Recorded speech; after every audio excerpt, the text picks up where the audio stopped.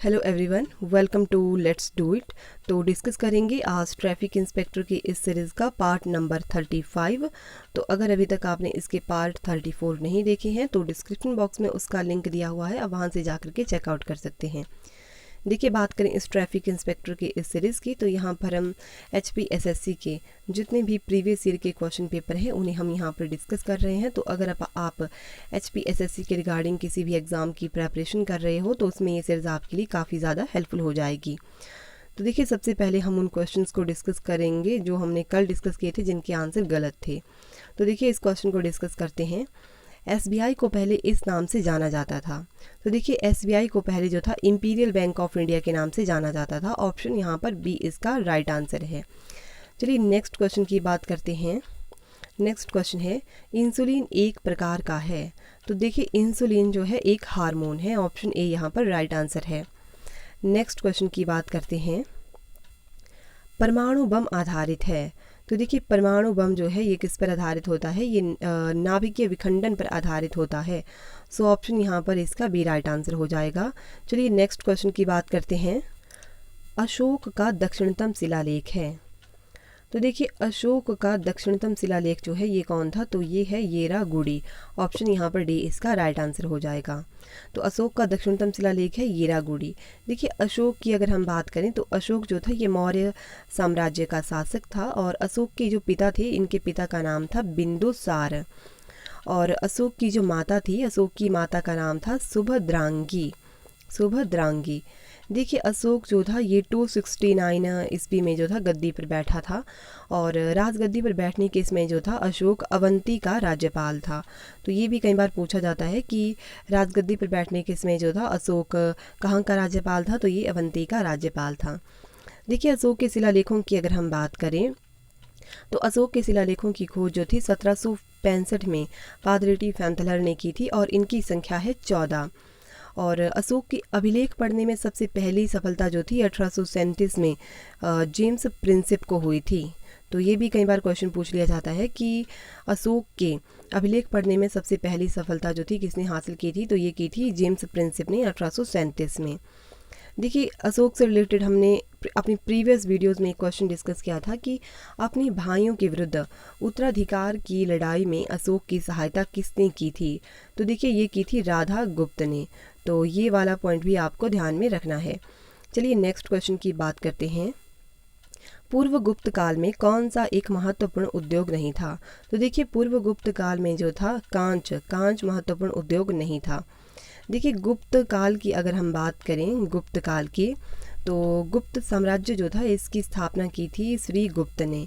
श्रीगुप्त ने जो था गुप्त साम्राज्य की स्थापना की थी 240 ईसा पूर्व में। देखिए, जो इससे रिलेटेड एक और क्वेश्चन बनता है कि गुप्त साम्राज्य का प्रथम महान सम्राट कौन था? तो वो था चंद्रगुप्त प्रथम। चंद्रगुप्त प्रथम जो था ये गुप्त साम्राज्य का प्रथम महान सम्राट था। और एक और क्वेश्चन पूछा जाता है कि भारत का नेपोलियन किसे कहा जाता है? तो भारत का नेपोलियन कहा जाता है समुद्रगुप्त को। और गुप्त साम्राज्य से रिलेटेड एक और क्वेश्चन बनता है कि नालंदा विश्वविद्यालय की स्थापना जो थी वो किसने की थी? तो देखिए, नालंदा विश्वविद्यालय की स्थापना की थी कुमार गुप्त ने। कुमार गुप्त ने। तो ये वाला पॉइंट भी आपको ध्यान में रखना है। चलिए नेक्स्ट क्वेश्चन की बात करते हैं, सल्तनत काल में किस प्रकार का राजतंत्र था? तो देखिए, सल्तनत काल में जो था केंद्रवर्ती तानाशाही राजतंत्र था। देखिए, सल्तनत काल की अगर हम बात करें तो सल्तनत काल की स्थापना जो थी ये की थी कुतुबुद्दीन ऐबक ने। ठीक है, कुतुबुद्दीन ऐबक ने की थी। कब की थी? 1206 में की थी। और सल्तनत काल का टाइम पीरियड क्या है? तो 1206 से लेकर के है 1526 तक। अच्छा, इनसे रिलेटेड एक और क्वेश्चन बनता है कि सल्तनत काल में केंद्रीय प्रशासन का मुखिया जो था वो कौन होता था? सल्तनत काल में केंद्रीय प्रशासन का मुखिया जो था वो था सुल्तान। सुल्तान। और एक और क्वेश्चन बनता है कि सल्तनत काल में जो मंत्री परिषद होती थी उसे क्या कहा जाता था? तो उसे कहा जाता था मजलिस ए खलवत। मजलिस ए खलवत। और एक और रिलेटेड इससे क्वेश्चन बनता है कि सल्तनत काल में प्रशासन की सबसे छोटी इकाई क्या थी? तो ये थी ग्राम। तो ये वाले पॉइंट्स भी आपको ध्यान में रखने हैं। चलिए नेक्स्ट क्वेश्चन की बात करते हैं, महाराष्ट्र में भक्ति आंदोलन का केंद्र था। तो देखिए महाराष्ट्र में भक्ति आंदोलन का केंद्र था Pandharpur. Option C right answer है। देखिए भक्ति आंदोलन की अगर हम बात करें तो 6वीं शताब्दी में भक्ति आंदोलन की शुरुआत जो थी तमिल क्षेत्र से हुई, जो कि कर्नाटक और महाराष्ट्र में फैल गई। देखिए इससे रिलेटेड, भक्ति आंदोलन से रिलेटेड एक और क्वेश्चन पूछा जाता है कि भक्ति आंदोलन को दक्षिण भारत से उत्तर भारत में कौन लेकर आया था? तो ये लेकर आया था रामानंद। तो ये वाला पॉइंट भी आपको ध्यान में रखना है। चलिए नेक्स्ट क्वेश्चन की बात करते हैं। प्रतिहार वंश का सबसे महान शासक कौन था?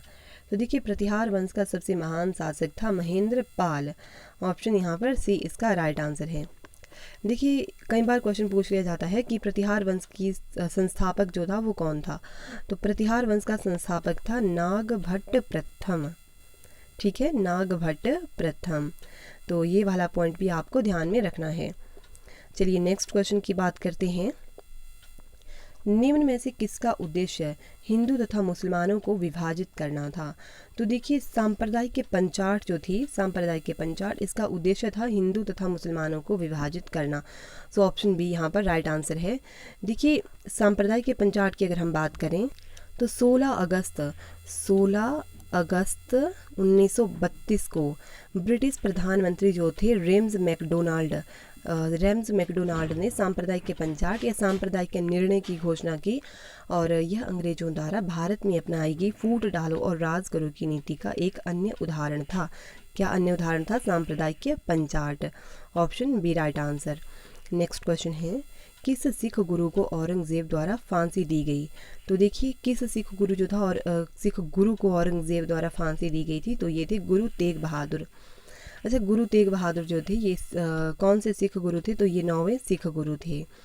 अच्छा, इन्हें फांसी क्यों दे दी गई थी औरंगज़ेब के द्वारा? तो देखिए इस्लाम स्वीकार नहीं करने के कारण जो था औरंगज़ेब ने जो था गुरु तेग बहादुर को फांसी दे दी थी। और कहाँ पर दी थी? तो वर्तमान शीशगंज में जो है गुरुद्वारा के निकट दे दी गई थी इन्हें फांसी। नेक्स्ट क्वेश्चन की बात करते हैं। हमारा नेक्स्ट क्वेश्चन, भारत में प्रथम आधुनिक श्रमिक संगठन कौन सा था? तो देखिए भारत में प्रथम आधुनिक श्रमिक संगठन था मद्रास लेबर यूनियन। ऑप्शन यहाँ पर डी इसका राइट आंसर है। देखिए मद्रास लेबर यूनियन की अगर हम बात करें तो इसकी स्थापना जो थी ये की थी वीपी वाडिया ने। ठीक है, वीपी वाडिया ने इसकी स्थापना की थी। और कब की थी? तो 1918 में की थी। तो ये वाला पॉइंट भी आपको ध्यान में रखना है। सो नेक्स्ट क्वेश्चन है, बालू पत्थर रूपांतरित होता है। तो बालू पत्थर जो है ये किस में रूपांतरित होता है? तो ये होता है क्वार्टजाइट में। ऑप्शन यहाँ पर बी राइट आंसर है। देखिए बालू पत्थर जो है एक अवसादी चट्टान है, अवसादी चट्टान बालू पत्थर। और अवसादी चट्टान की और क्या क्या एग्जाम्पल होते हैं? तो ये होते हैं, एक तो सैल जो है ये इसका एग्जाम्पल है। और चूना पत्थर भी जो होता है ये किसका एग्जाम्पल होता है? अवसादी चट्टानों का। फिर लिग्नाइट कोयला और सरपिंड।